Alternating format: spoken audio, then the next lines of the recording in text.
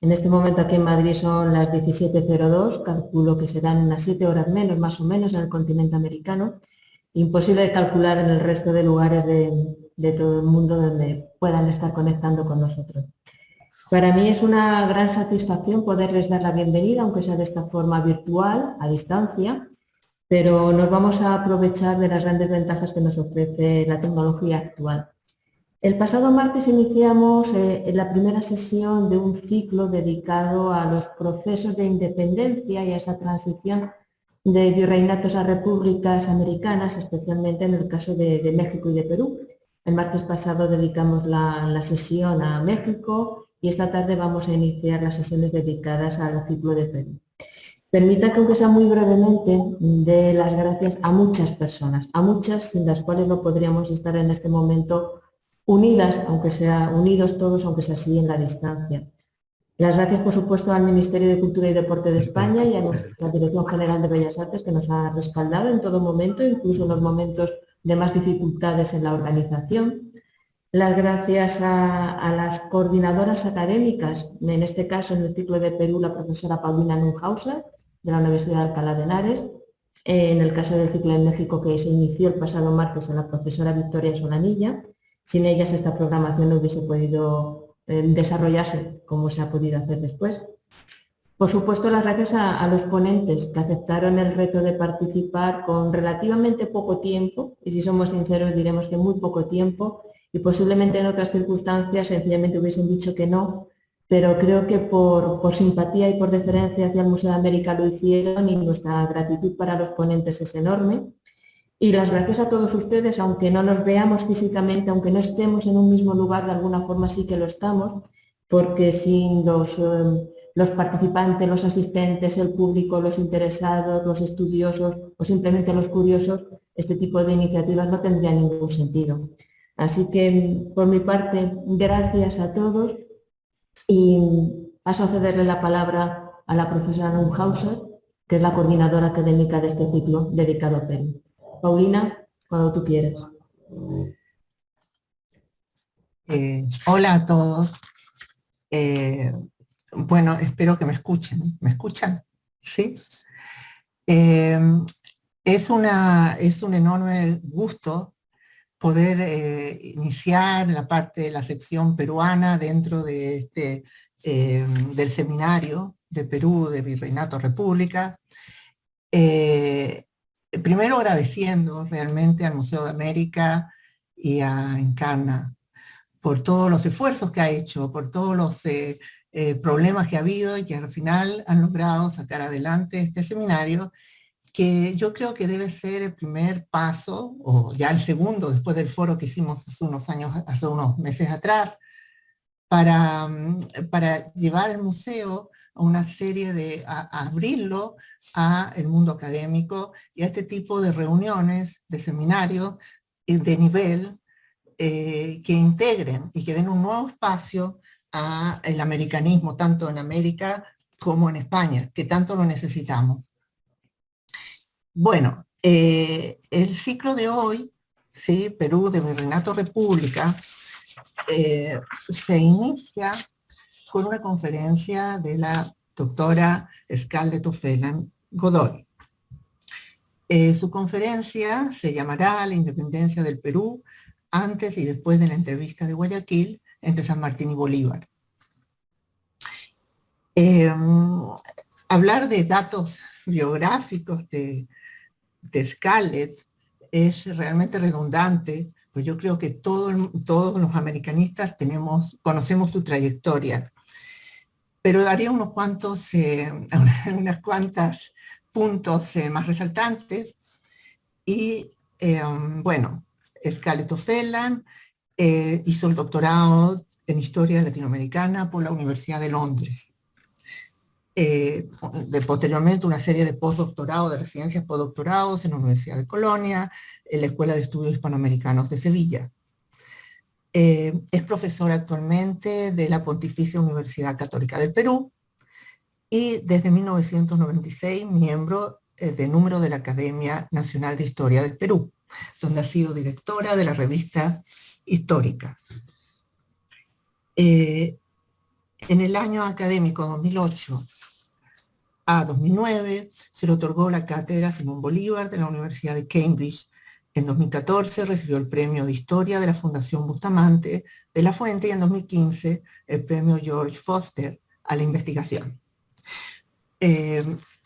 Bueno, la vasta obra bibliográfica de Scarlett es de sobra conocida, sobre todo sus trabajos sobre el levantamiento de Túpac Amaru II, y bueno, actualmente ha publicado un libro sobre el general José de San Martín y su paso por el Perú, y otro sobre Simón Bolívar y la conclusión de la independencia en el suelo de los incas. Bueno, la conferencia de hoy que nos dará Scarlett se llama La independencia del Perú antes y después de la entrevista de Guayaquil entre San Martín y Bolívar. La palabra, Scarlett. Muchas gracias por la presentación, Paulina, y también por esta invitación. Agradezco al Museo de América esta oportunidad y a su directora Encarnación Hidalgo. Efectivamente voy a hablar ahora sobre el punto de inflexión que significó la entrevista de Guayaquil en el proceso de independencia del Perú.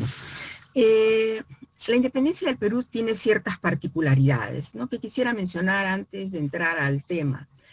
Creo que una de las principales particularidades es que es un espacio donde participaron dos ejércitos libertadores. Primero el ejército del sur, el ejército sanmartiniano, en 1820, y en 1823 entra el ejército de la Gran Colombia con Bolívar y Sucre. Entonces, para la población peruana, para las élites locales, para las fuerzas militares locales, tuvieron que lidiar primero con dirigentes argentinos, ¿no?, en la presencia de San Martín y de Bernardo de Monteagudo, y luego con dirigentes venezolanos en la presencia de Bolívar y Sucre. Y eso es característico, porque en los otros espacios de Hispanoamérica normalmente entrará un solo ejército libertador.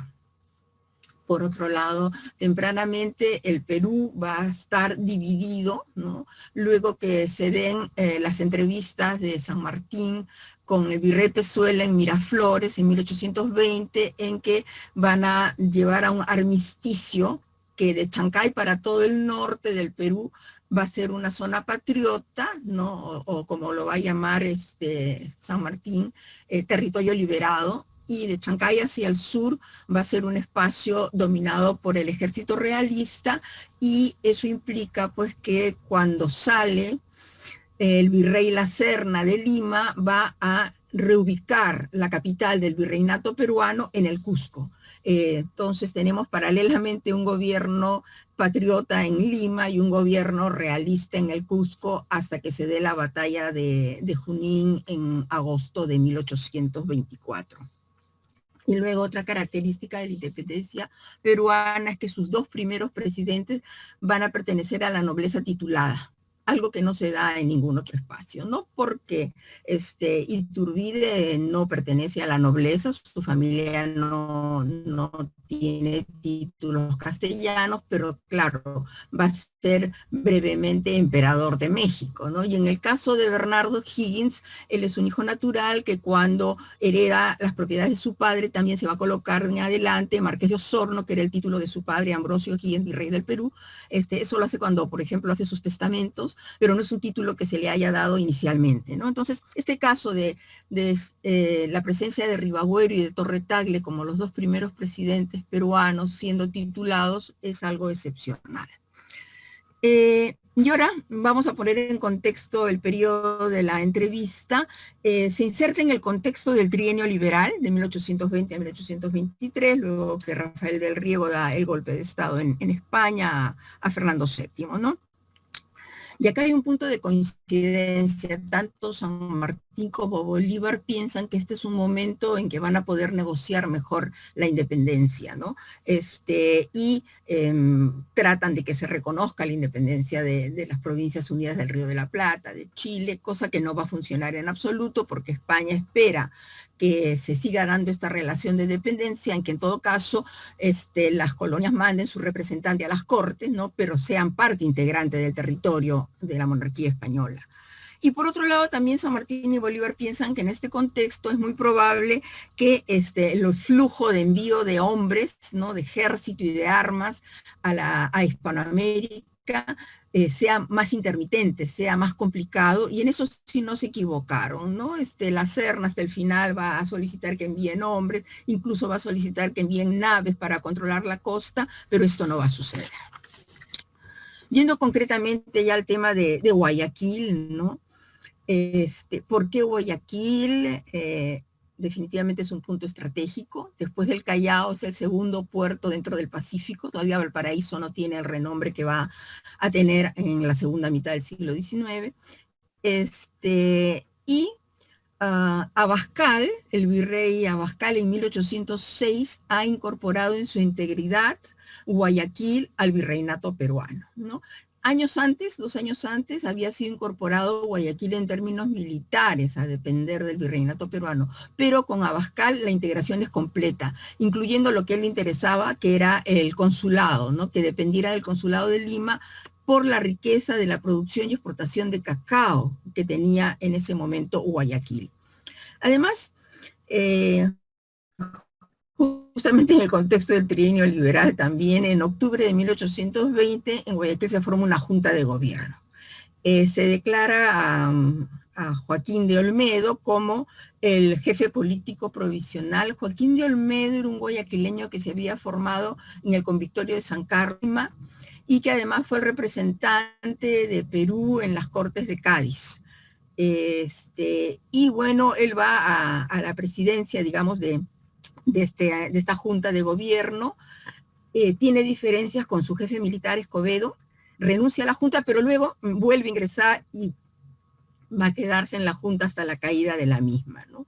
San Martín va a tratar de reincorporar Guayaquil al Perú, ¿no? Pero lo va a hacer en términos diplomáticos. A Bolívar también le interesa incorporar Guayaquil a la Gran Colombia, porque considera que en caso de ser un territorio liberado ahí al medio, entre la Gran Colombia y el Perú, es un obstáculo realmente para que funcione plenamente la Gran Colombia. Entonces le interesa incorporarlo y lo va a hacer ofreciéndole la protección de las armas. Y de esta manera incorpora Guayaquil a la Gran Colombia el 13 de julio de 1822, solo un par de semanas antes que se lleve a cabo la primera fecha de la entrevista con San Martín. Cuando llega San Martín a Guayas, desconoce pues la noticia de que ya Guayaquil forma parte de la Gran Colombia, ¿no? 2 meses antes de incorporarse Guayaquil a la Gran Colombia, se ha dado la última gran batalla que lleva adelante Bolívar, el 24 de mayo de 1822, la batalla de Pichincha, con lo cual la audiencia de Quito ya forma parte, ¿no? de la Gran Colombia, que era precisamente el proyecto que tenía Bolívar, de que la Gran Colombia fuera una supranación que integrara 3 países confederados, que serían Venezuela, Colombia y el Ecuador. Entonces, para Bolívar, en el momento en que se da la entrevista de Guayaquil, es un momento de éxitos, es un momento en el cual él ya ha cerrado este proyecto de la Gran Colombia, ha incorporado la audiencia de Quito a la Gran Colombia, incluso incorporado Guayaquil. Es un momento victorioso, ¿no? Esto a diferencia de la situación que está viviendo San Martín, ¿no? Hay antecedentes de la entrevista de Guayaquil porque en febrero de 1822 San Martín va a zarpar del Callao hacia la audiencia de Quito con el proyecto de entrevistarse con Bolívar, ¿no? Va a hacer una escala en Huanchaco, que es un puerto al norte de Lima, en Trujillo, y ahí se entera que Bolívar realmente ha comenzado su expedición a conquistar Pasco, que es un territorio realista, ¿no? Y por lo tanto, pues está bastante lejos de Guayaquil o de Quito, y San Martín regresa entonces a Lima, ¿no?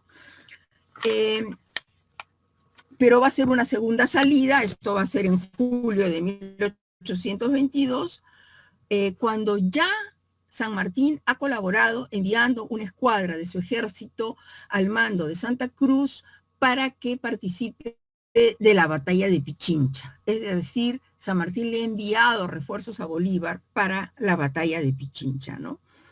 Y de alguna manera, pues entonces se siente también en situación de poder llevar a cabo esta entrevista, ¿no? En ciertos, me imagino, márgenes de reciprocidad. Bolívar le manifiesta a San Martín entonces que tiene un gran deseo de estrechar en el suelo de Colombia, ¿no?, a el libertador del Perú, al protector del Perú. Pero ya recalca Bolívar, que es muy acucioso en su correspondencia, ¿no?, en el suelo colombiano, dándole a entender que ya Guayaquil es de la Gran Colombia.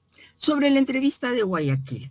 En la mañana del 26 de julio del año 22, Bolívar se va a desplazar a la nave Macedonia, donde se encuentra San Martín, y le va a hacer saber que al mediodía va a haber una reunión en la casa de la familia Luzuriaga, donde se van a entrevistar. Efectivamente se lleva a cabo la entrevista, dura 1 hora y media. Al día siguiente, el 27 de julio, San Martín se desplaza a la casa del Libertador en Guayaquil, ¿no? Y tienen la segunda entrevista, que va a durar de 1 a 5 de la tarde, 4 horas. Es seguida de un banquete y luego de un baile.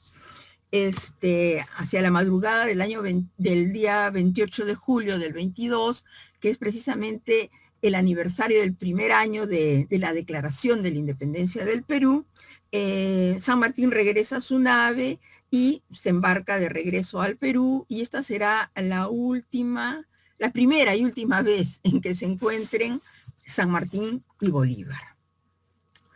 ¿Por qué decimos que San Martín llega a la entrevista en una situación de desventaja, ¿no?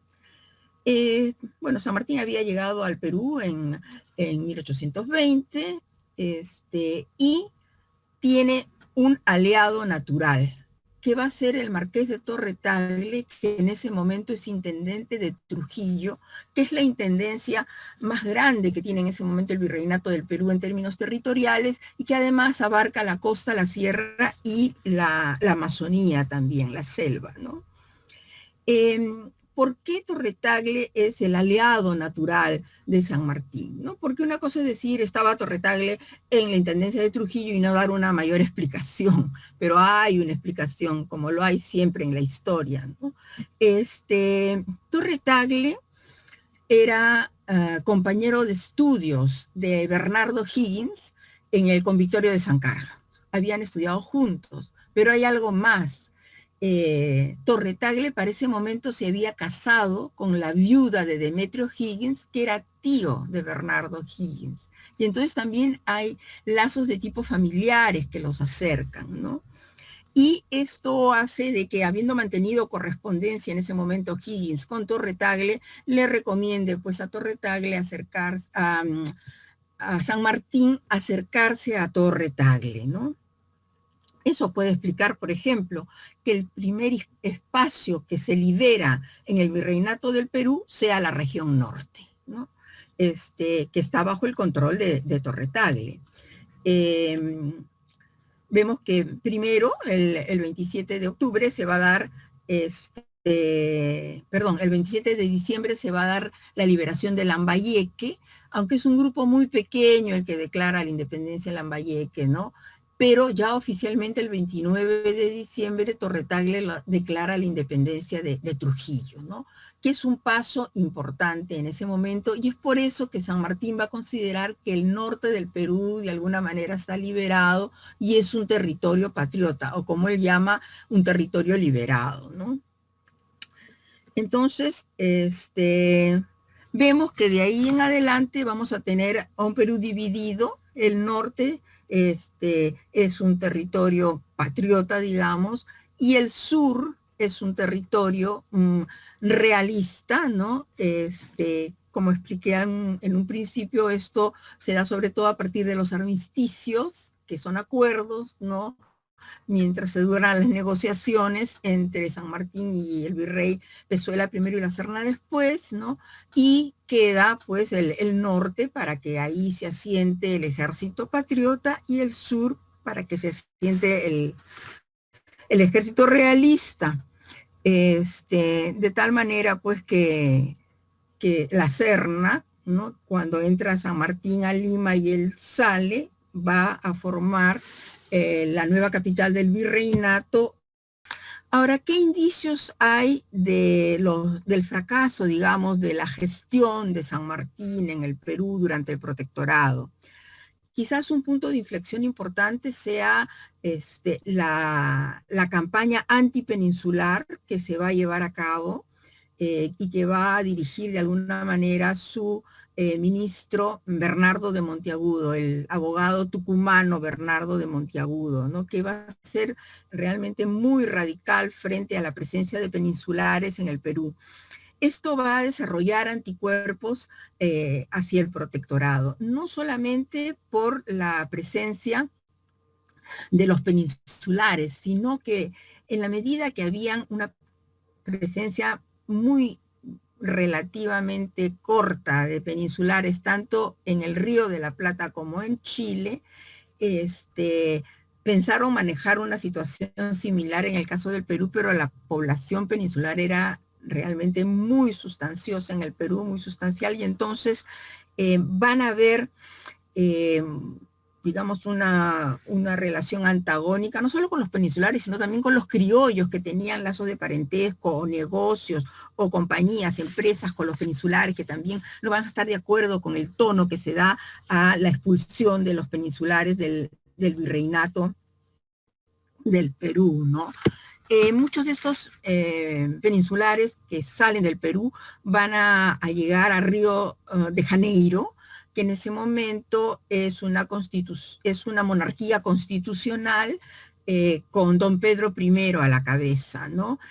Para estos peninsulares que son monárquicos, son realistas, llegar a un espacio donde hay un gobierno de monarquía constitucional les resulta quizás un poco más fácil de moverse que lo que está ocurriendo en el Perú. En ese momento va a estar a cargo de la delegación del Consulado de España en Río de Janeiro el conde de Casaflores, ¿no? Que va a recibir a estos representantes del poder civil, religioso, los militares, los comerciantes, los funcionarios que llegan a Río de Janeiro, ¿no? Y ahí lo que aparece es una cosa muy interesante, ¿no? Que ellos van a declarar en el consulado sobre la situación por la que atraviesa el Perú, y ahí vamos a ver un doble discurso. El discurso que dan en el Perú, mientras están de alguna manera cautelosos de lo que les pueda ocurrir, ¿no? Y el discurso mucho más abierto, ¿no? Que van a dar en Río de Janeiro en sus declaraciones, donde acusan directamente no solo a Monteagudo, ¿no? Sino dicen que de alguna manera, pues, San Martín se está escondiendo detrás de la imagen de Monteagudo, pero que los dos tienen que ver con haber orquestado este exilio, ¿no? De los peninsulares y el secuestro de sus bienes y distribución de propiedades, ¿no? Entonces, son mucho más extremistas, digamos, tienen el proyecto de reconquistar el Perú, están cerca, están en Río, no están todavía en la península y pueden regresar a reconquistar el Perú si la situación cambia. Y esto lo dicen prácticamente todos, y es un discurso que se da en los emigrados, en los exiliados, no solamente en este caso, sino en términos, digamos, mundiales. Es lo que ellos siempre esperan en algún momento, la reconquista, ¿no? Ahora, ¿cuáles son los temas conflictivos que llevan a San Martín a esta situación, digamos, inestable en el momento en el que va a llegar a la entrevista de Guayaquil? Por un lado está el tema de la abolición de la esclavitud, que como dice Alina Gell, para el caso de la Gran Colombia, es una abolición selectiva, ¿no? Si bien cuando se declara no se dan estos pormenores, ¿no? y eso implica que la población negra de las haciendas simplemente huye de las haciendas en busca de libertad. Lo cierto es que solamente aquellos esclavos que tuvieran la edad, las condiciones físicas, que no fueran esclavos disidentes, cimarrones, sino tuvieran una buena conducta y algún tipo de una educación básica, son los que van a ser enrolados en el ejército de San Martín. Entonces, por eso es que precisamente es una abolición de la esclavitud selectiva. Y estos individuos escogidos, digamos, van a tener que mostrar una boleta donde diga que han sido integrados al ejército libertador, ¿no? Entonces no van a ser toda la población. Es más, esta declaración de la abolición de la esclavitud va a traerle serias contradicciones a San Martín con los dueños de haciendas alrededor de Lima, que eran haciendas vitivinícolas y también haciendas de caña, haciendas de azúcar, y va a tener que dar marcha atrás. Entonces va a enviar especialmente, ¿no?, cuadrillas a tomar presos a los esclavos que habían huido y que no pueden mostrar boleta y reincorporarlos a sus centros de trabajo. Esto normalmente no se cuenta, ¿no? Pero es lo que ocurrió realmente, porque si no, el enfrentamiento que iba a tener con estos hacendados, que eran parte de la élite, con la cual él no quería tener disturbios ni enfrentamientos, porque los quería asimilar a su proyecto de la monarquía constitucional, ¿no? Entonces, tiene que dar marcha atrás, ¿no? Pero en todo caso, la abolición de la esclavitud es importante, porque no está contenida en la Constitución Liberal de 1812, que es la que se aplica en el trienio liberal, ¿no? Solamente se habla de tratar de limitar el tráfico negrero, pero no se habla de darle la abolición a los esclavos, ¿no? Y esta alternativa, entonces, que ofrece San Martín es algo, digamos, para los esclavos, algo novedoso y algo que van a tratar de que funcione con ellos. Es algo que ya se ha decretado en el caso de Río de la Plata, de Chile, y ahora viene a decretarse en el Perú. Con la gran diferencia que en el caso de Río de la Plata y de Chile, muchos son esclavos domésticos, mientras que acá van a ser sobre todo esclavos de haciendas, ¿no? Y otro de los temas también que va a entrar ahí en discusión es la abolición del tributo, que San Martín va a decretar también, pero que sí está contenida en la Constitución Liberal de 1812, o sea, lo que está haciendo es ratificar lo que dice la Constitución Liberal. Y este sentido tributario no podía ser reclutado para el ejército, ¿no? Su capacidad de tributario le daba cobertura. Al momento en que se les libera del tributo, sí pueden ser reclutados, ¿no? Tanto para el ejército patriota como para el ejército realista. Entonces esto va a traer problemas en las comunidades y hay muchas quejas, ¿no?, de que no se lleven a los hombres, digamos, de la comunidad para enrolarlos en el ejército. Otro mecanismo que va a utilizar también San Martín para conseguir aliados para su proyecto de monarquía constitucional es formar la sociedad patriótica, que así como estuvo esta persecución a los peninsulares en manos de Bernardo de Monteagudo, también va a estar la sociedad patriótica en sus manos. Se sigue el modelo de la sociedad patriótica de 1812 en Buenos Aires, ¿no? Y nuevamente es una sociedad muy selectiva, ¿no? En total son 40 miembros y se escogen dentro de la nobleza, dentro del clero, los militares y abogados, ¿no? No hay espacio para la población indígena, a pesar de la presencia de indios nobles, ¿no? Que iban a un colegio especial de caciques y que eran indios ilustrados con bibliotecas personales, y algunos incluso habían seguido carreras como teología o abogacía. No hay espacio para ellos, aunque en agosto de 1820 a San Martín en Valparaíso le entrega muchas proclamas en español, en quechua y en aymara para que las distribuya dentro de la población, ¿no? Pensemos pues que O'Higgins había estudiado en el Perú, en el Convictorio San Carlos, había estado 3 años en el Perú, mientras que para San Martín era una primera llegada, digamos, al territorio peruano, ¿no? En estas proclamas que prepara O'Higgins se habla del imperio de los incas, se habla de Túpac Amaru II, se habla de Pumacahua a un mismo nivel, con lo cual de alguna manera entendemos que no había el conocimiento de que Túpac Amaru II y Pumacahua eran acérrimos enemigos y que Pumacahua participó en la captura de Túpac Amaru y entregárselo a las autoridades peninsulares, ¿no? Pero claro, esta sociedad patriota de todas maneras es para ganar adeptos, para ganar aliados, como también se trata de ganar a la opinión pública. Y acá también un papel neurálgico lo juega nuevamente Monteagudo, ¿no? Que ha tenido ya relaciones periodísticas pues, cuando está en Buenos Aires, cuando está en Chile, y en el Perú va a fundar el periódico El Sol del Perú, ¿no? Donde va a tratar de incorporar pues, el proyecto de monarquía constitucional y demostrar qué es lo que va a ser más útil en el caso de Perú, pero encuentra una contraparte crítica, que son los periódicos que va a manejar Faustino Sánchez Carrión, un alumno del Convictorio San Carlos que también va a enseñar en el Convictorio, que a partir de dos periódicos, El Tribuno y La Abeja Republicana, va a tratar de demostrar que la alternativa para el Perú es la república, ¿no? Que el Perú no quieren seguir siendo vasallos, ¿no? Que serían una monarquía, sino que quieren ser ciudadanos, lo que considerarían solamente a partir de una república. Lo que es evidente también es que en el periodo que está San Martín en el gobierno van a faltar las grandes batallas, ¿no? Mientras vemos pues que Bolívar va cerrando, ¿no? La independencia, en Boyacá, en Carabobo y luego en Pichincha. En el caso de Perú hay una primera batalla importante, la de Cerro de Pasco, que es el 6 de diciembre de 1820, ¿no? Antes que San Martín declare la independencia desde Lima, que es un éxito, ¿no? Pero de ahí quienes toman realmente la arena militar, ¿no? de las batallas van a ser las guerrillas y montoneras, que son estos grupos pequeños, no paramilitares, en los cuales va a basar su apoyo y sobre todo la defensa de Lima San Martín, muchos de ellos liderados por Álvarez de Arenales por un lado y también por Guillermo Miller por otro, ¿no? Y bueno, otra gran batalla que se da, que también se conoce como el desastre de Mamacona, cerca de Ica, va a ser la del 7 de abril de 1822, lo cual definitivamente pues demuestra a San Martín que necesita refuerzos militares, ¿no?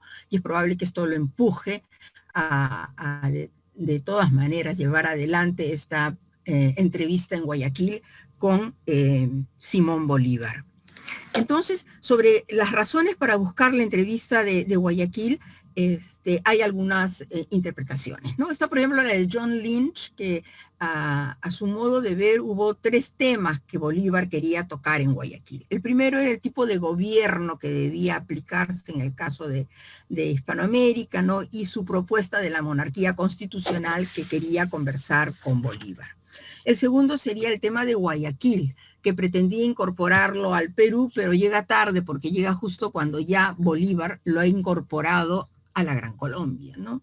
Y el tercero era la necesidad de refuerzos militares para poder concluir la guerra de independencia, que no veía otra posibilidad para terminar con la guerra de independencia en el Perú, ¿no? Habían habido epidemias, habían habido muchos soldados que quedaron heridos y ya no estaban en posibilidades de seguir peleando, ¿no? El trabajo de las epidemias lo ha realizado Susi Sánchez, que creo que habla mañana en estas reuniones, ¿no?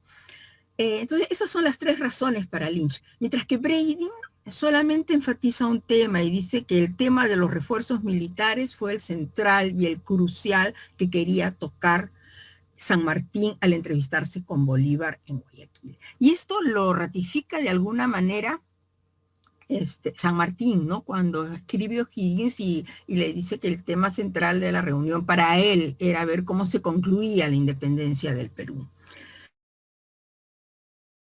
Resultados de la entrevista, aunque fue a puerta cerrada, y aunque unos y otros secretarios dijeron que en algún momento estuvieron ahí, lo cierto es que fue a puerta cerrada sin testigos, ¿no?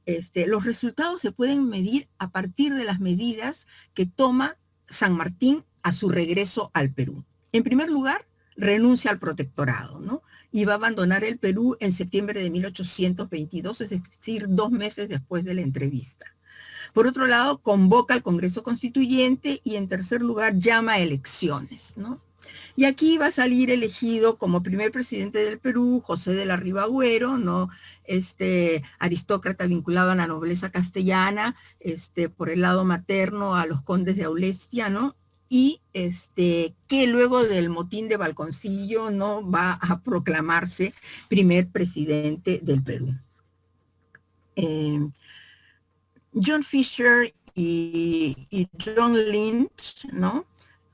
Ambos han cuestionado de alguna manera, ¿no?, estas presidencias en manos de nobles, ¿no? Como que la nobleza pues pertenece al sistema virreinal, pero no encaja bien dentro de un sistema republicano, ¿no? Y como digo, solo se da en el caso de Perú.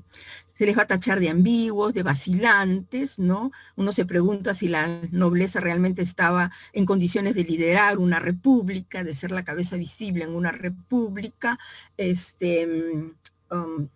A Riva Agüero va a ser destituido y luego va a refugiarse en el norte, que era territorio patriota, y de ahí va a regresar, va a irse a Europa, ¿no? Exiliado a Europa, donde se va a casar con una princesa, ¿no? Y en el caso de Torre Tagle se le va a acusar de estar en conversaciones con la Serna en la medida en que el gobierno que estaba llevando a cabo en el Perú Bolívar no le resultaba para nada, digamos, satisfactorio, ¿no? Y entonces San Martín se aleja del Perú en septiembre del 22 y de ahí se va a embarcar, bueno, primero a Chile, luego a Buenos Aires y se embarca a Europa, de donde nunca va a regresar, ¿no? Y en total había estado en Hispanoamérica alrededor de 12 años, porque él va a los 6, 7 años, llega a Europa y recién regresa al Perú con más, recién regresa a América con más de 30 años y va a estar alrededor de 10 o 12 años, ¿no?, para embarcarse a Europa de regreso ya y no volver a Hispanoamérica, ¿no? Entonces, aquí se toma el tema de que Bolívar probablemente, con las conversaciones que tuvo con San Martín, le dio a entender que él quería llevar adelante estas batallas finales, ¿no? Pero a lo mejor no había un espacio ahí donde encajar a San Martín, y entonces decide dejar el protectorado y abandonar el Perú. Esto queda ahí como planteado, digamos, pero es bien interesante, porque se refuerza de alguna manera con la situación de O'Higgins. Bolívar entra al Perú en 1823, en septiembre, y ya encuentra aquí a O'Higgins, que ha sido depuesto de su cargo de presidente de Chile y se ha refugiado en el Perú, que era un país que conocía, y O'Higgins le va a pedir apoyar en las batallas finales, y Bolívar le va a decir que sí, que por supuesto, ¿no?, que encantado. Le va a decir claramente, porque un cuerpo de Colombia a las órdenes de usted, de O'Higgins, ¿no?, debe contar con la victoria. No obstante, no lo convoca para Junín, lo cual le da a Bolívar, ¿no? Y como Bolívar está en Lima y Ayacucho se pelea a las órdenes de Sucre, piensa que no va a haber por el momento una batalla final, pero luego se entera de que se ha peleado el 9 de diciembre la batalla de Ayacucho, mientras Bolívar estaba en Lima, y también O'Higgins, por lo tanto, no es convocado a ninguna de las dos batallas finales de la independencia del Perú, ¿no? Entonces, había una cierta, digamos, un cierto resquemor de parte de Bolívar, que él quería, ¿no?, que las últimas batallas las peleara el ejército colombiano. O sea, que Colombia fuera la que apareciera como la figura visible, digamos, de haber liberado al Perú. Y esto probablemente también encaje con su proyecto de esta Federación de los Andes, que debía incluir a los 5 países que él había liberado, a Venezuela, Colombia, Ecuador, Perú y Bolivia, ¿no? Cosa que no llegó a cuajar. Entonces, vemos pues que cuando llega Bolívar al Perú, ¿no?, que va a ser en septiembre de 1823, casi después de un año que se ha ido San Martín, pide que protocolarmente lo vayan a recoger de Guayaquil y lo traigan, y lo va a ir a recoger Joaquín de Olmedo, el que fue el presidente de la Junta de Guayaquil, y Faustino Sánchez Carrión, ¿no? El que manejaba estos periódicos de la Vieja Republicana y El Tribuno. Lo traen, ¿no? Y él escribe que cuando llega al Perú, pues el Perú es un laberinto, ¿no? El general en su laberinto.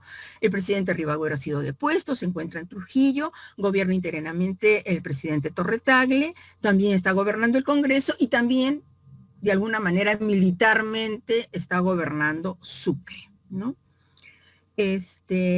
Se habla mucho de que Bolívar tuvo una relación conflictiva con los peruanos en general, pero ahí hay que de alguna manera deslindar, ¿no? Que una cosa fue la nobleza peruana, con la cual efectivamente tuvo enfrentamientos, y otra cosa fue el grupo de peruanos ilustrados, como podían ser el médico Hipólito Unanue, como podía ser el abogado Sánchez Carrión, o José de la Mar, que era cuencano, pero en todo caso lo encuentra aquí en el Perú, de quienes tenía una opinión altísima, ¿no? Y tiene siempre palabras muy elogiosas. Entonces, en ese sentido, pues hay que deslindar, ¿no? Entre su relación con la nobleza y su relación con estos peruanos ilustrados.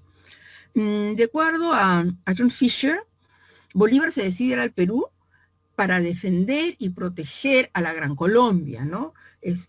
Ya que un espacio pues como el Perú, que es vecino, no puede estar en manos todavía, ¿no? de un virrey como la Serna, que se ha estacionado en el Cusco. Pero ya este tema pues lo tocaré en algún otro momento, ¿no? Creo que hasta acá llega la exposición de hoy día. Muchas gracias.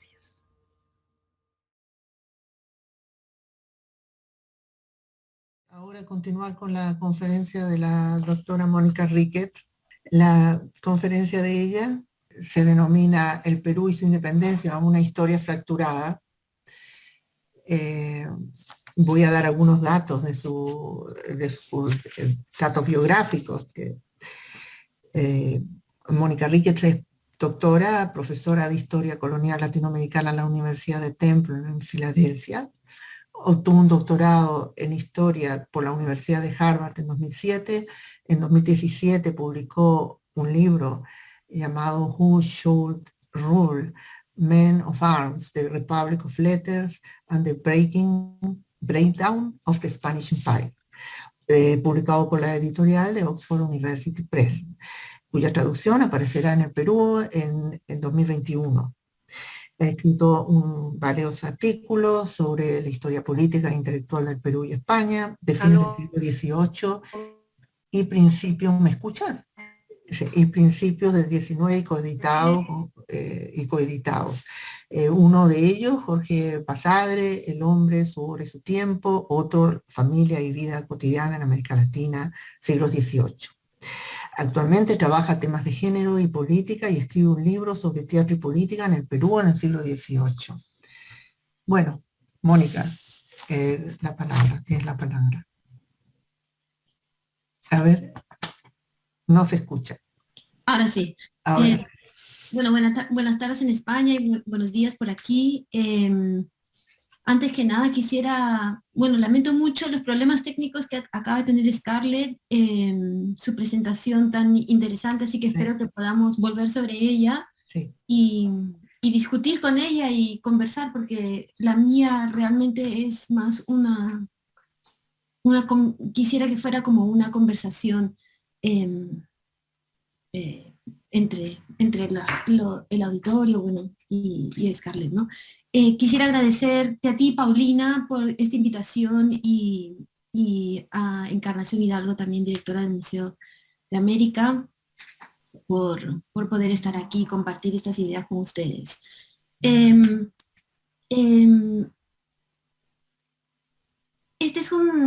Mi ponencia es el resultado de un trabajo que he venido haciendo hace un tiempo. Son ideas que voy pensando. Quiero escribir, es un ensayo sobre la historiografía peruana y peruanista sobre la independencia. Y bueno, he tratado de adaptarlo un poco a los tiempos en que vivimos. Y es un trabajo en borrador. Entonces, por favor, me disculpan si hay inexactitudes, y sobre todo, al ser historiográfico, por favor, discúlpeme si no quiero realmente entrar en nombres en la medida de lo posible todavía, y más discutir ideas y tendencias, ¿no? Entonces, por favor, si dejo gente fuera, No me lo tomen a mal. En estos tiempos convulsos somos varios los que venimos sosteniendo que el Perú es un país roto en 1000 pedazos, y la inestabilidad, corrupción desenfrenada y la pandemia que vivimos, no sé si están al tanto de las noticias del Perú, pero realmente son tremendas y para nosotros es muy difícil enfrentar esto, y escribir incluso sobre estos temas ahora es difícil. Entonces creo que todas estas circunstancias no han hecho sino revelar todas las carencias y las injusticias que dominan nuestra pobre nación 200 años después de su nacimiento. Y la frustración que genera esta situación creo que aumenta al darnos cuenta una y otra vez que no somos capaces de juntar las piezas para encontrar remedios, ni siquiera para entender qué ha pasado y cómo hemos llegado hasta aquí. Algo similar ocurre con nuestra historia de la independencia, que nos dejó igual de partidos, como lo ha explicado bien Scarlett. Por un lado, hemos tenido por años una historiografía frustrada por el tipo de transición hacia la república que vivió el Perú, para algunos tardía y poco nacionalista. Y por otro lado, contamos con una historiografía fracturada, con vetas y vertientes muy ricas y marcadas, pero divorciadas entre sí. Entonces esta presentación se propone los objetivos de discutir los retos que conlleva estudiar la independencia del Perú, en particular la carencia de una narrativa sobre la independencia, analizar también las inquietudes, los temas principales y los problemas de la historiografía peruanista sobre el tema en las últimas décadas. Y lejos de ofrecer aquí una condena más, mi intención es mostrar la riqueza de nuestra historia y producción historiográfica, y llamar a la mutua colaboración para poder superar en algo nuestros problemas y avanzar. Entonces, sobre los retos metodológicos, realmente yo creo que es muy difícil escribir sobre la independencia del Perú. Estoy tratando de checar esto y no puedo. Ay, perdón, un segundo. Ya. Por muchas razones. Este antiguo virreinato español no solo fue el último bastión real en Sudamérica, sino también el centro de la contrainsurgencia en la región. Los ejércitos reales del Perú se convirtieron en una de las fuerzas más grandes, efectivas y prestigiosas del imperio. A las élites peruanas, sociales, políticas y militares, no tomaron posturas determinadas a favor de la independencia hasta muy tarde. Las guerras declaradas de independencia devinieron luego de, como ha explicado Scarlett, de 2 invasiones militares con los ejércitos de José de San Martín por el sur y Simón Bolívar por el norte, y pronto se transformaron en guerras civiles.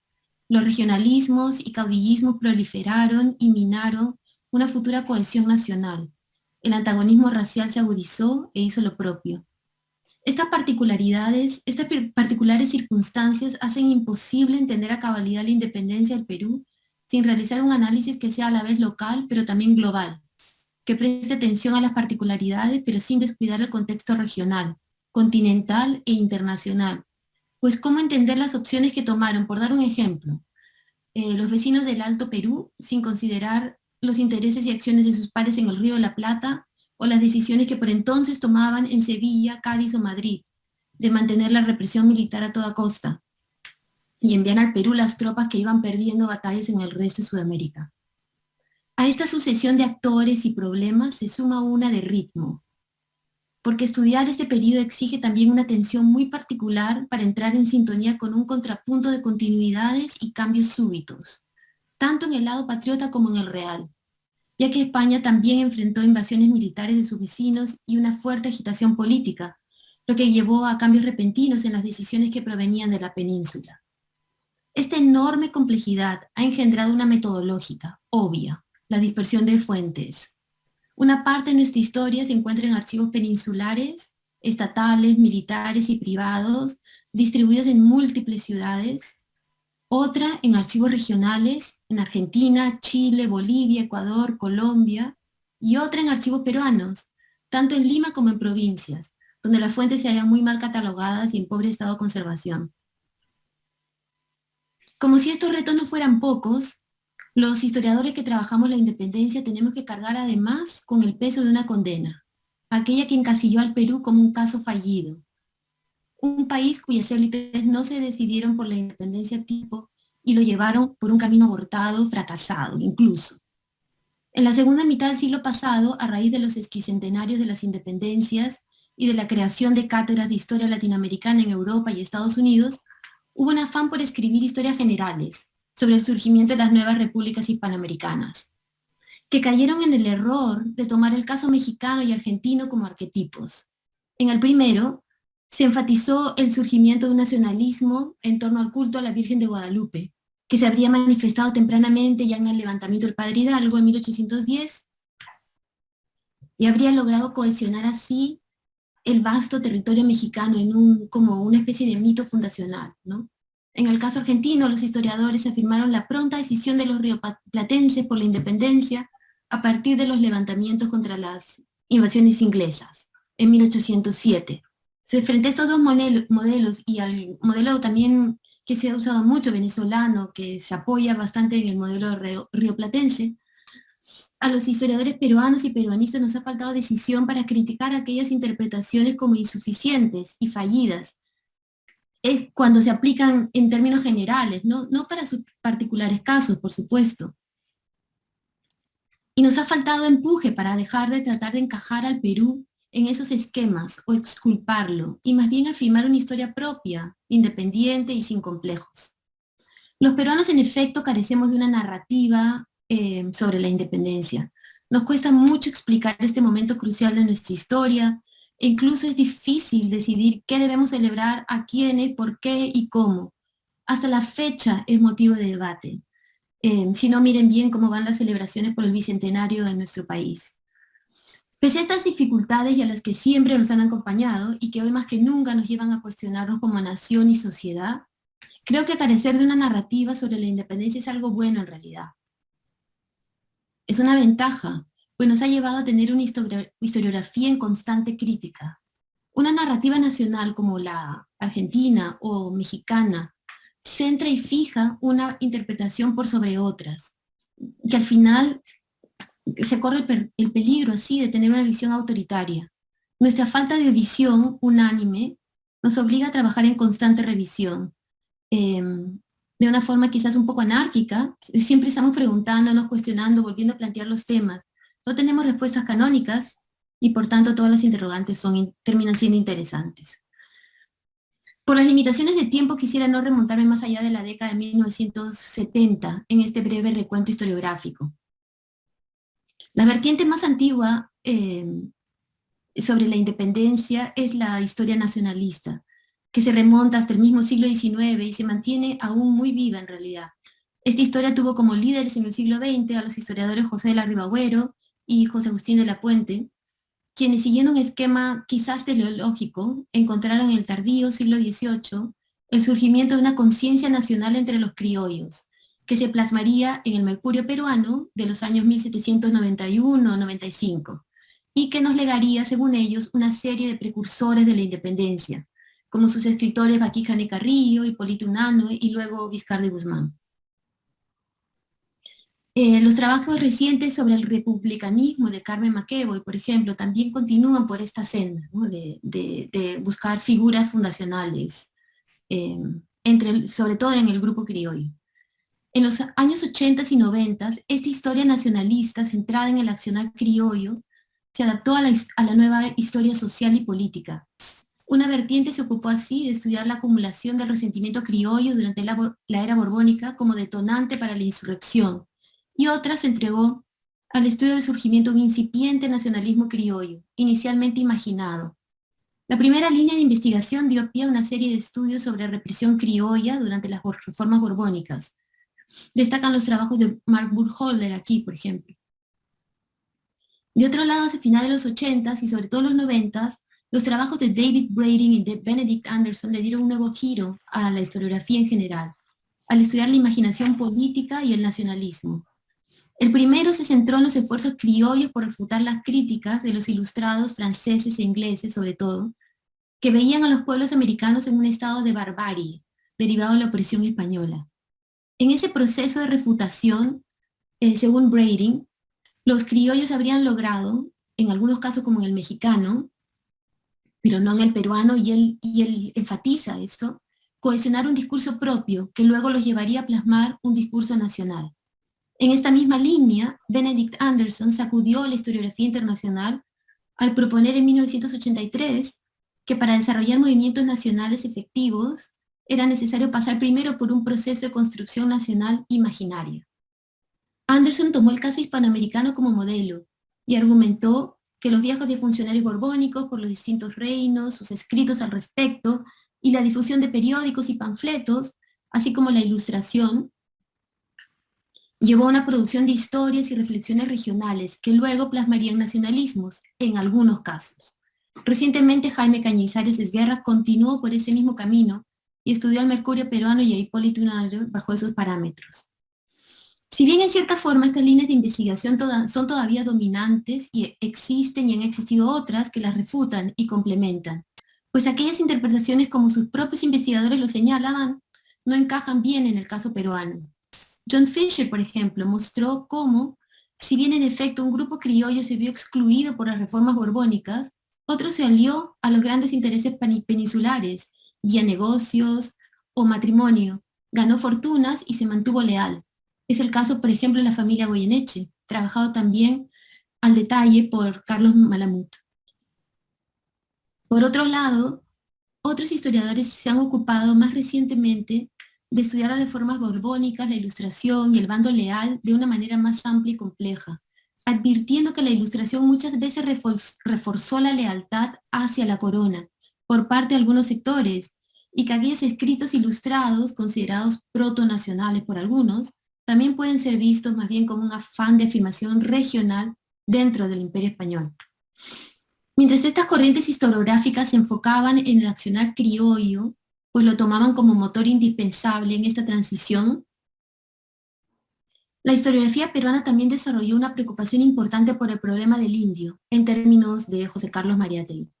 Ya Jorge Basadre había estudiado el rol de las masas en el Pasar en la Historia en 1973, donde hizo un esfuerzo por analizar la participación de los sectores indígenas y rurales en la independencia y la república. En los años 70, la historiografía en el Perú dio un vuelco hacia la historia social, y con el apoyo del gobierno revolucionario de entonces, hubo un renovado interés por estudiar la rebelión de Túpac Amaru, quien en esos años se unió al panteón de próceres de la independencia y de los héroes del Perú. Desde esta cantera, pero haciendo suya la historia cultural e intelectual de esos años, interesada en el nacionalismo imaginado, es súper interesante que en 1988 Alberto Flores Galindo y Manuel Burga volvieran su mirada hacia la utopía andina, con el afán de entender el surgimiento o fracaso de una visión andina, indígena de nación. Desde otro punto de vista ya, otro de los grandes retos para la historiografía sobre la independencia peruana ha sido siempre conectar lo local con lo foráneo, los procesos que se dieron en el territorio peruano con la evidente participación de actores extranjeros, la historia de España y los sucesos internacionales. En 1972, cuando el Perú celebraba el sesquicentenario de su independencia, bajo el liderazgo de un gobierno militar de izquierda, Heraclio Bonilla y Karen Spalding sacudieron el mundo académico proponiendo en un famoso ensayo que la independencia peruana había sido concedida, es decir, traída de fuera, por los ejércitos de San Martín y Bolívar, que habían terminado imponiendo este cambio a las élites conservadoras peruanas. La élite peruana no luchó por la independencia, se conformó y se acomodó ante le fait accompli, afirmaron. En un afán por conectar la historia peruana con la internacional, siguiendo un esquema marxista que rechazaba la historia nacionalista previa, postularon además que la independencia no solo no trajo cambios estructurales, sino que llevó al Perú a ser subyugado por el neoimperialismo capitalista inglés. En ese sentido, sí, ellos tuvieron un afán de conectar, ¿no?, con la historia global. Pronto, los muchos defensores de esa visión tuvieron que enfrentar la crítica de la nueva historia social y la historia regional, preocupada por entender la participación indígena, sobre todo. Una de las líderes de esta corriente es precisamente la doctora Scarlett O'Phelan, quien en un muy influyente artículo de 1985 argumentó que la idea de que la independencia peruana había sido concedida no era sino un mito. En contraste, ella propuso, entre otras cosas, repensar el Perú de una forma distinta, histórica, que considera las fronteras contemporáneas del Perú. Desde ese punto de vista, y tomando como eje el sur andino, se veía ya un espacio del sur andino, un espacio que ya estaba consolidado en la historia económica, como un espacio vibrante, ¿no? Mostró cómo los primeros intentos autonomistas de Sudamérica se dieron precisamente en las zonas fronterizas del virreinato peruano, en Charcas y Quito. Con estos argumentos, Scarlett se adelantó a la historiografía sobre el primer liberalismo hispánico que vendría con los bicentenarios de las Cortes de Cádiz y se ocuparía precisamente del juntismo. Y en otra beta, ya en los años 90, Cecilia Méndez amplió aún más la historia social y regional estudiando a los rebeldes leales de Iquicha, ¿no? No solo a los insurgentes, sino a los leales. Y usando una metodología de la historia subalterna. La historia regional y social sobre la independencia peruana continúa desarrollándose con muchísima fuerza. Lamentablemente no siempre vinculada a esta, la historia militar es otra vertiente muy importante en la historiografía de este periodo. La historia militar e institucional de la independencia tiene larguísima data en el Perú, dada la numerosa cantidad de presidentes militares que hemos tenido. Y si bien existe una historia militar pura y dura, y vasta, escrita por militares, tanto en el Perú como en España, tanto el Perú como España cuentan con una importante historia política que pone a lo militar al centro y que es importante de considerar. Es el caso de la historia monumental de Jorge Basadre, entre cuyas múltiples contribuciones se encuentra su propuesta disidente sobre el origen del caudillismo. Y en eso creo que esta es una contribución peruana en estas discusiones. Mientras la historiografía latinoamericana de los años 70 y 80 en adelante partieron de los casos venezolanos y rioplatenses, para explicar el caudillismo como un fenómeno que a su juicio surgió de la destrucción institucional producida por la independencia, Basadre propuso que había que estudiar el caudillismo en el contexto de la institucionalidad militar. En los últimos tiempos hemos visto nuevos esfuerzos por vincular la historia social a esta historia militar, y sobre todo mirando el rol de los indígenas y las castas en el ejército, ¿no? Destaca aquí el trabajo reciente de Rodrigo Montoya, muy interesante. Finalmente, ya casi para terminar, otra beta bien importante en nuestros estudios de la independencia es el de la cultura política, por supuesto. Destacan en esta línea los trabajos de Víctor Peralta y los numerosos estudios sobre el proceso electoral inaugurado con las Cortes de Cádiz.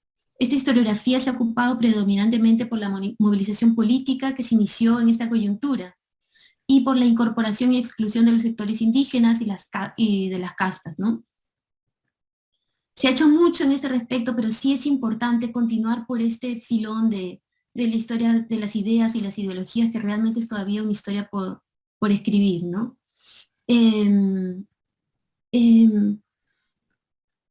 Quisiera, a modo de conclusión,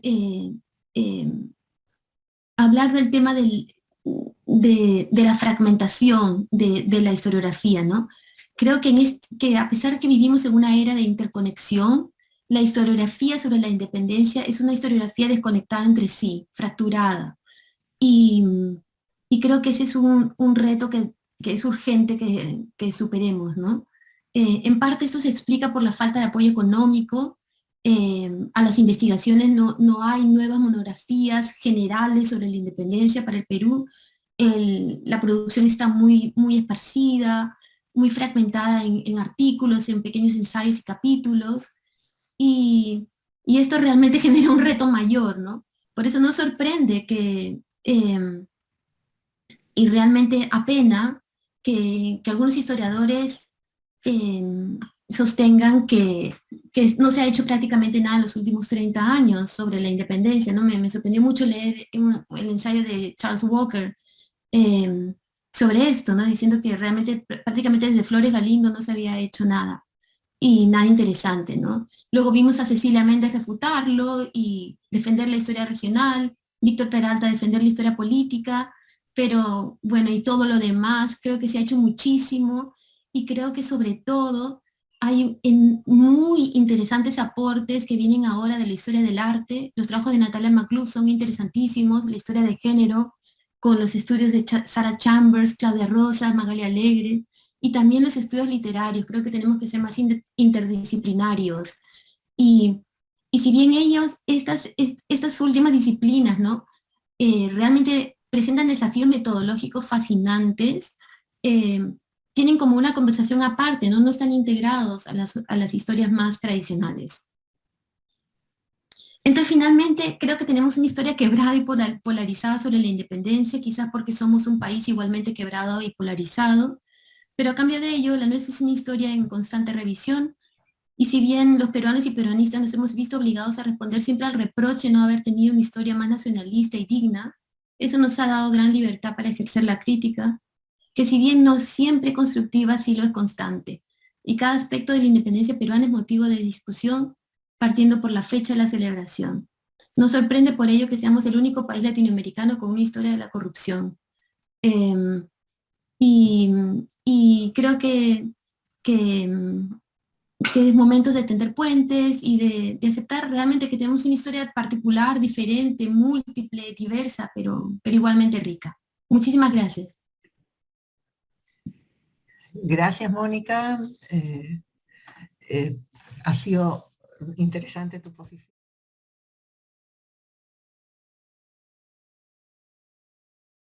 Bueno, ahora vamos a pasar a un momento de preguntas. Espero que podamos, sin problemas técnicos, responderlas.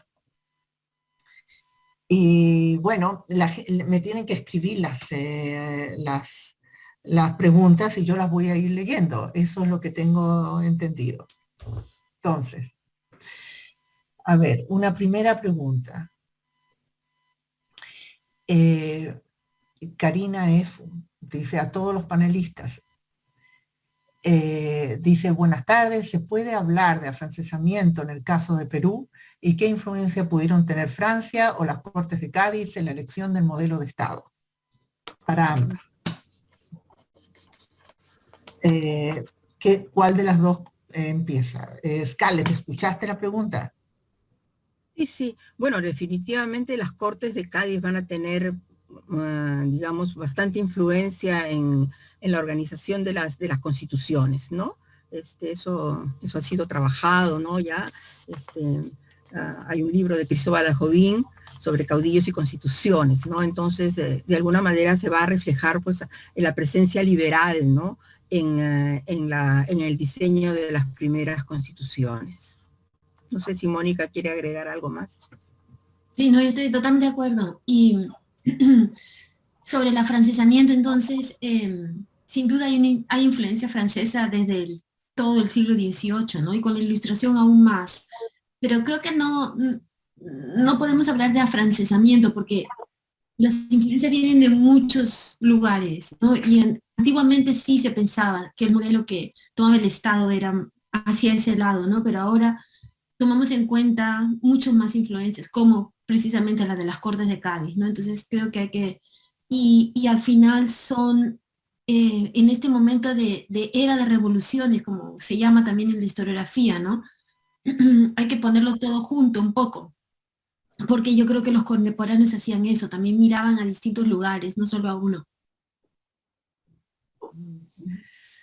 Ok, bueno, tengo acá otra pregunta de Lita Terán Serrano, que hace una observación que dice San Martín y Bolívar para la historia peruana actuaron bien, uno al extremo de entregar el Alto Perú a lo que ahora es Bolivia. Gracias.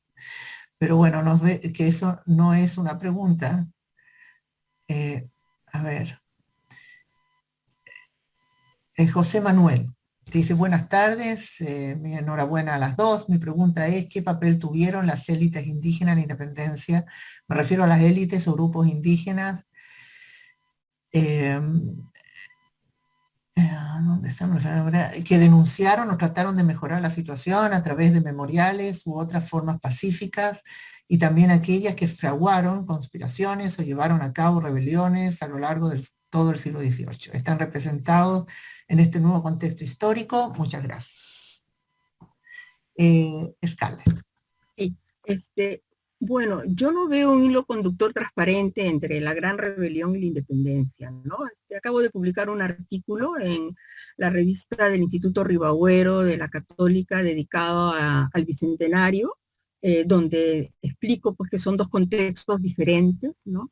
Y es más, habiendo estado el cacique de Chinchero, Pumacahua, dentro del grupo de la cúpula de poder en la Junta de 1814 del Cusco, el nombre de Tupac Amaru era impronunciable, ¿no? Porque precisamente pues Pumacahua fue uno de los caciques que luchó contra Tupac Amaru y además hizo una carrera vertiginosa, ¿no? A partir de recalcarle todo el tiempo a las autoridades peninsulares que él había sido una pieza importante en la captura de Tupac Amaru, ¿no? Pumacahua llegaría a obtener dos privilegios que yo creo que no se han dado en ningún cacique o ningún mestizo real en Hispanoamérica. El primero es que llega al cargo de brigadier general, que era un cargo reservado para criollos y peninsulares, y en segundo lugar va a ser presidente de la audiencia del Cusco, ¿no? Que también, claro, lo escogen presidente en un momento muy espinoso, que es cuando se está decidiendo la aplicación de la Constitución Liberal de 1812, pero va a ser presidente ese tiempo, ¿no? Y esto, digamos, su situación, ¿no?, de privilegio, hace que durante la Junta de 1814 prácticamente el nombre de Tupac Amaru sea impronunciable. Entonces, queda como un movimiento importantísimo, ¿no? El movimiento de masas sin precedentes de Hispanoamérica. No hay ningún movimiento social que pueda ser comparable al movimiento de Tupac Amaru, que además dura prácticamente un año y cubre toda la parte central y sur peruana y el Alto Perú, ¿no? Más bien, como después de la rebelión de Tupac Amaru hay ahí una crisis del sistema cacique, porque para las autoridades han demostrado en la gran hay una serie de medidas, ¿no?, para eliminar los cacicazgos luego de que el último cacique termine su régimen de gobierno. Ya no va a haber sucesión, por ejemplo, ¿no? Lo que aparece es un fenómeno bien interesante en el caso de Lima, por ejemplo, ¿no? Hablo de Intendencia de Lima. En el caso de la provincia de Huarochirí, aparece el cacique Ninavilca, ¿no? Pero ya no como cacique exclusivamente, sino más bien como líder de guerrilla, ¿no? Entonces se acopla al nuevo sistema que hay, militar, digamos, ¿no? Él mismo uniformando a su comunidad, armándola, ¿no? Alimentándola y manteniendo esta guerrilla de Huarochirí. Incluso va a ser condecorado, ¿no?, por llevar adelante esta guerrilla. Pero ya no es tanto exclusivamente en su figura como cacique, aunque eso tiene que haberle dado liderazgo, sino más bien en su figura como jefe de guerrilla. Y pensemos que después de la gran rebelión que comienzan a desaparecer algunos cacicazgos, la alternativa que se les da a los caciques es que se militaricen, ¿no?, que entren a formar parte de las milicias españolas, ¿no?, con puestos de capitanes, de coroneles, incluso se les va a dar medallas también, pero que ya el sistema mismo cacical vaya perdiendo fuerza, ¿no? Mónica. Bueno, la experta es la doctora Ofeland, pero creo que es importante también en este sentido pensar que las élites como élites se han agitado, realmente se han roto, se están rehaciendo en la época de la independencia. Y entonces, por ejemplo, tenemos este reacomodo, ¿no? Ya antes tenemos este reacomodo de Pumacahua, ¿no?, como aparece como líder militar. Y luego va a ser cooptado por la rebelión de 1814, porque realmente perdió, él quería llegar a incluso más alto, él quería quedarse en ese puesto de presidente de la audiencia del Cusco, que era un puesto interino, porque Goyeneche, precisamente, José Manuel Goyeneche, que era brigadier, se fue después de su derrota en Salta, ¿no? Entonces se va, Pumacahua está ocupando ese cargo y espera quedárselo, porque claro, es el más rico, el más poderoso, pero es indígena, y entonces hasta ahí llega nomás, ¿no? Y ponen a Manuel Pardo, un peninsular, y Pumacahua se retira a su hacienda, molesto, resentido, y no quiere saber más. Y son los rebeldes luego, de 1814, los que van a buscarle, le ofrecen todo, y entonces él ya aparece ahí firmando proclamas como Inca, rey del Perú, en fin, lo matan al poco tiempo, por supuesto, ¿no? Pero es súper interesante su trayectoria. Entonces luego vemos ese, ¿no? Y vemos un reacomodo en estos años de los que la élite indígena que peleó contra el Tupac Amaru está obteniendo cargos militares. La corona los acepta porque los necesita, y entonces ahí el Perú también tiene una situación muy particular que realmente no se da en otros lugares. Y luego, pues tenemos ya para la época de la independencia, ¿no? Mestizos, que son realmente hijos de caciques, como que son Andrés de Santa Cruz y Agustín Gamarra. Son mestizos ligados también a grupos indígenas importantes, ¿no? Del sur andino, que van a ser los primeros presidentes del Perú. Entonces, yo creo que hay que mirar con muchísimo cuidado esta época y tener la capacidad de ver estas adecuaciones, ¿no? Y estos cambios.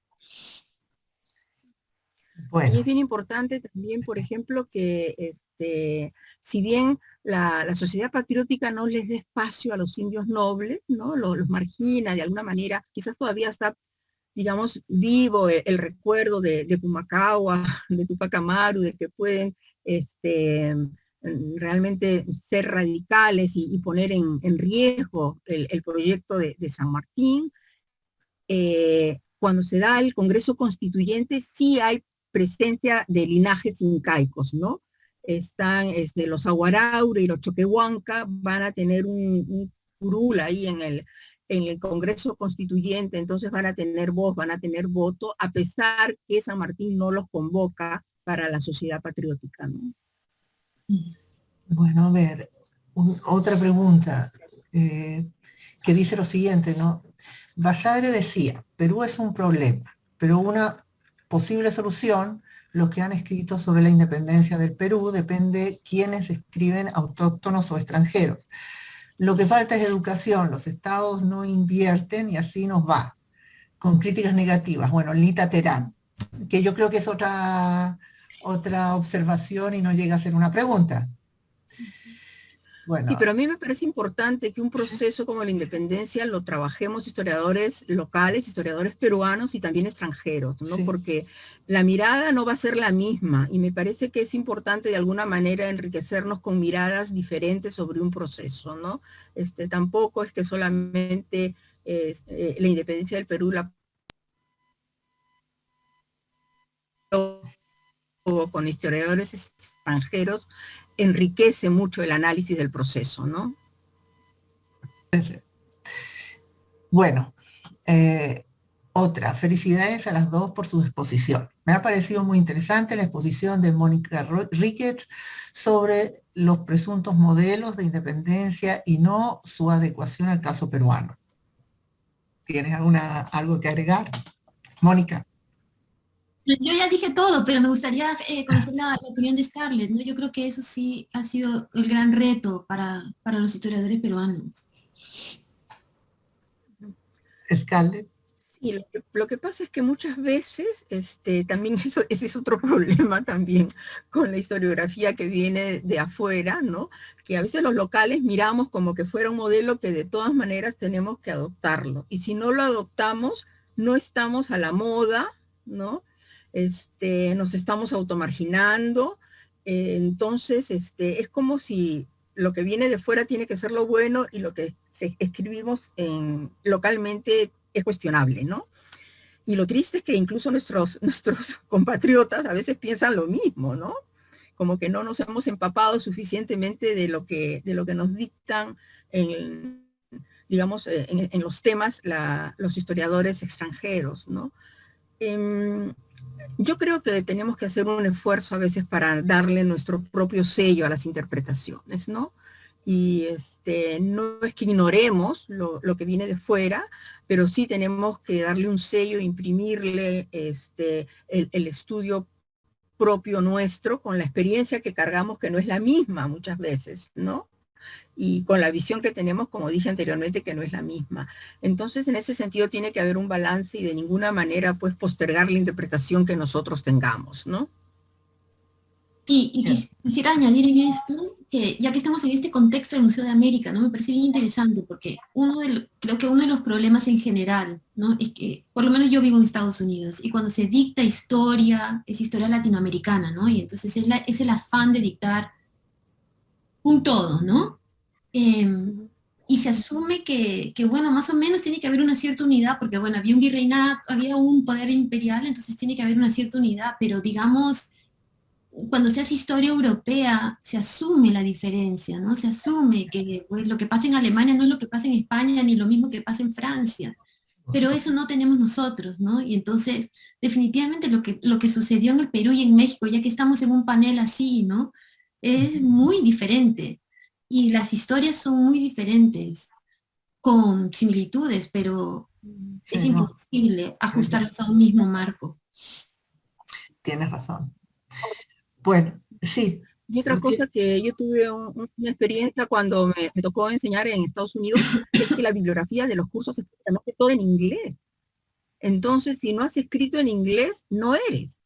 Y con eso se obvia el aporte de una serie de historiadores locales, ¿no? O sea, historiadores peruanos que no han sido traducidos o no han escrito al inglés, y entonces se ignora su aporte, y mientras que se agiganta el aporte de los historiadores norteamericanos o anglosajones, ¿no? Y esa no es una manera de hacer historia, la verdad, ¿no? Está muy menguado. Acá en el Perú a nuestros estudiantes la bibliografía es la mitad en español y la mitad en inglés, ¿no? Pero de ninguna manera solamente en español, ¿no? Cierto. Bueno, a ver, una nueva pregunta. ¿Hasta qué punto, de Rebeca Rísquez, es lo que me sale aquí, hasta qué punto influyeron las relaciones personales entre Bolívar y San Martín en los acuerdos después de la conferencia de Guayaquil? Gracias. Scarlett. Bueno, yo me parece que a San Martín le quedó bien claro los objetivos que tenía Bolívar, ¿no? Y como digo, es por eso que toma estas 3 medidas, ¿no? Que si bien no tenemos un guión de lo que fue la conversación, podemos leer a través de las medidas que él toma lo que pasó, ¿no? Del Perú, ¿no? Y en algún momento lo va a dejar dicho en la correspondencia, ¿no? Que para él lo importante era que la independencia del Perú se consolidara, ¿no? Y por lo visto, pues Bolívar había pedido que estuviera a cargo del ejército colombiano, las batallas finales, ¿no? Yo no tenía esto muy claro hasta que comencé a leer sobre la relación que tiene Bolívar cuando llega al Perú con O'Higgins, ¿no? Y ahí me di cuenta que sí era muy posible, ¿no? Que Bolívar quisiera que fuera exclusivamente el ejército colombiano el que se hiciera de los laureles de las 2 batallas finales que se dieron en el Perú, ¿no? Pero esto pensando, como digo, en su proyecto de la Federación de los Andes también, ¿no? Que estaría a cargo de los 5 países que él había liberado con el ejército colombiano, ¿no? Se congeló. Que quisiera que fuera y también la independencia de Bolivia, donde va a pasar más adelante, ¿no? Ajá. Bueno, después hay una observación que dice que hubiera sido de desear haber puesto algún tipo de ilustración, mapa, retrato. De hecho, en la conferencia tuya, Scarlett, había unas figuras que finalmente no se pusieron. Pero las podemos pasar ahora, son solamente 8 nada más, para que vean los rostros de los actores sociales. Bueno, a ver, vamos a seguir. Hay una pregunta también con Susi Sánchez. Tal vez, Álvaro, si quieres ponerlos, sí, mientras conversamos, las figuras que no se pasaron, se podrían poner. Ahora, la pregunta de Susi Sánchez es dice, muchas gracias por sus excelentes ponencias para ambas, Mónica y Scarlett. Para Mónica, mi pregunta es, ¿la historiografía peruana sobre la independencia sería un producto de la Guerra Fría? Y recién en el contexto del Bicentenario se estaría construyendo una historiografía peruana. Perdón, tengo ruido aquí.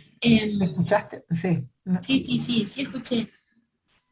Bueno, hola Susi, yo conozco a Susi y realmente tengo mucho gusto, quiero escuchar su ponencia, la que viene, admiro mucho su trabajo. No creo, yo creo que la historiografía peruana tiene una larga data, ¿no? Desde el siglo XIX, y es una historiografía rica desde el siglo XIX que ha ido o sea, ha ido alimentándose, ¿no? Yo creo que tenemos el trabajo de Basadre, José Agustín de la Puente y el Candamo, bueno, y todo lo que se hizo con el sesquicentenario, ¿no? Creo que sin duda la Guerra Fría influyó, y eso se puede discutir, ¿no? Pero creo que no, creo que es una historiografía mucho más antigua. No sé si eso responde a tu pregunta, pero... Bueno, a ver, otra pregunta de Verónica Pérez. Dice, enhorabuena, Scarlett y Mónica, por la conferencia. Una pregunta, ¿los afromestizos desempeñaron algún papel durante la revuelta independentista?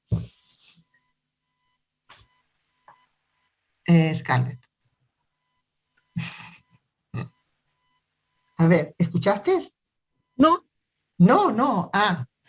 Bueno, preguntan si los afromestizos desempeñaron algún papel durante la revuelta independentista. No sé si escuchaste ahora. Bueno, Mónica, tú y sí, después... por Sí. supuesto, cuando llega a San Martín, perdón, va a bajar en Pisco, en el puerto de A Pisco, ver, y se asumía que era, ¿no me escuchan? sí, no, es que está entrecortado, sí. Bueno, Pero bueno, ahora... se asumía que era para, qué sé yo, conseguir víveres, etcétera, pero en realidad lo que dice Miller en sus memorias que es que desde Pisco ya comienza a reclutar esclavos negros, ¿no? Que se los va a llevar a Lima y luego a Huaura para que formen parte de su ejército. Entonces, Miller es el que escribe más al respecto porque cuando él llega a Chile, lo ponen a cargo de un regimiento de negros libres, ¿no? Entonces, tiene muy buena experiencia con ellos. En sus memorias siempre tiene palabras muy elogiosas para el orden, la disciplina,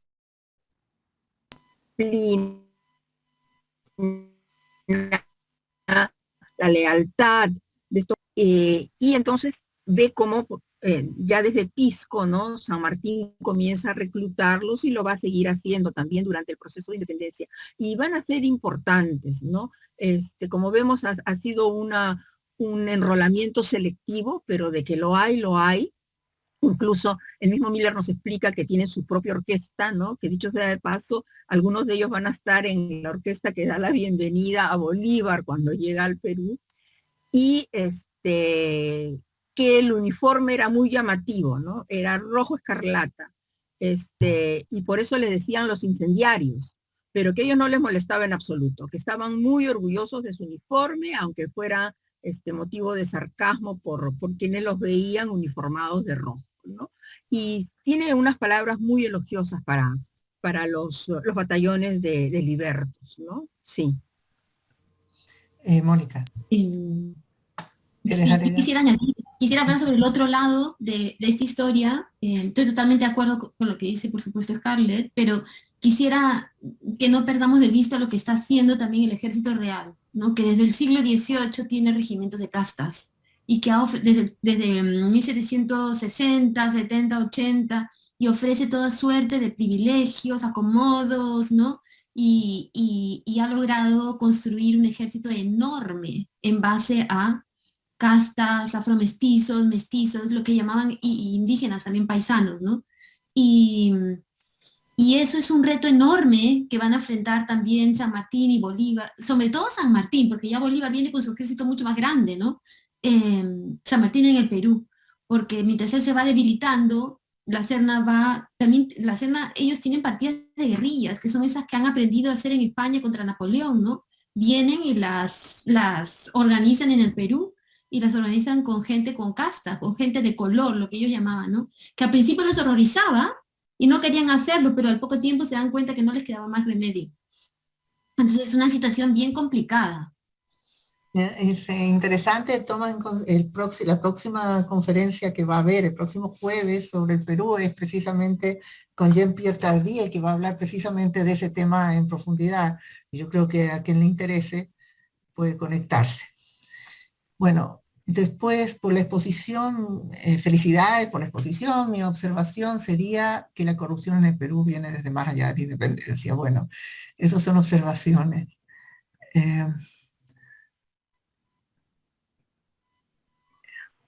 Mi pregunta sería de Liliana, ¿de dónde venía la financiación para la independencia como objetivo? Scarlett. Sí, bueno, decía San Martín que demoró estando en Chile, porque en Chile la independencia se da el 18, ya entra como director supremo de Chile O'Higgins, ¿no? Pero hubieran querido de inmediato mandar la expedición libertadora, lo que ocurre es que no tenían financiamiento porque el Río de la Plata quedó de enviar fondos que al final nunca llegaron y la financiación partió sobre todo del gobierno de O'Higgins, ¿no? Por eso que también cuando él estaba en el Perú decía, ¿cómo es posible que no voy a poder estar en las batallas finales, ¿no? Por otro lado, tanto San Martín como Bolívar van a mandar emisarios a Inglaterra para ver si pueden apoyar la independencia y también brindar fondos, ¿no? Vamos a quedar con una deuda muy grande con Inglaterra y también con Colombia y con Chile, en el caso de Perú, luego que se consolide la independencia, ¿no? Y sí, sobre todo, como digo, Chile, Colombia, que también va a facilitar fondos, y Inglaterra, van a ser las deudas que vamos a tener, ¿no? Mónica, ¿quieres agregar algo? No, y el otro lado, que luego en el lado real también hay enormes deudas, ¿no? Porque también tienen que financiar la contrainsurgencia y el Perú va a heredar una deuda interna enorme por justamente toda la élite del dinero que prestaron, ¿no? Y eso ha sido muy bien estudiado, pero de ambos bandos. Y es un tema, esto del financiamiento de la guerra yo creo que es un tema importantísimo que se necesita estudiar a fondo, porque también eso llevó a saqueos, a repartos de tierras, y no lo hemos estudiado de una manera suficiente. Bueno, yo diría, es la última pregunta que les voy a hacer a ambas, porque ya estamos sobre el tiempo. Dice José Manuel a ambas panelistas que quiere aprovechar de hacer la siguiente pregunta: ¿hasta qué punto podemos considerar próceres de la independencia a los líderes indígenas de las rebeliones del siglo anterior? Scarlett. La verdad que a mí no me gusta la palabra próceres.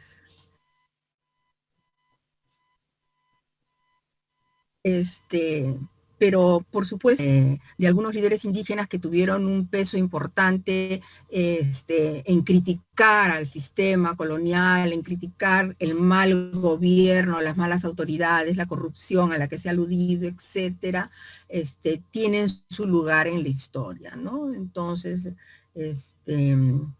Túpac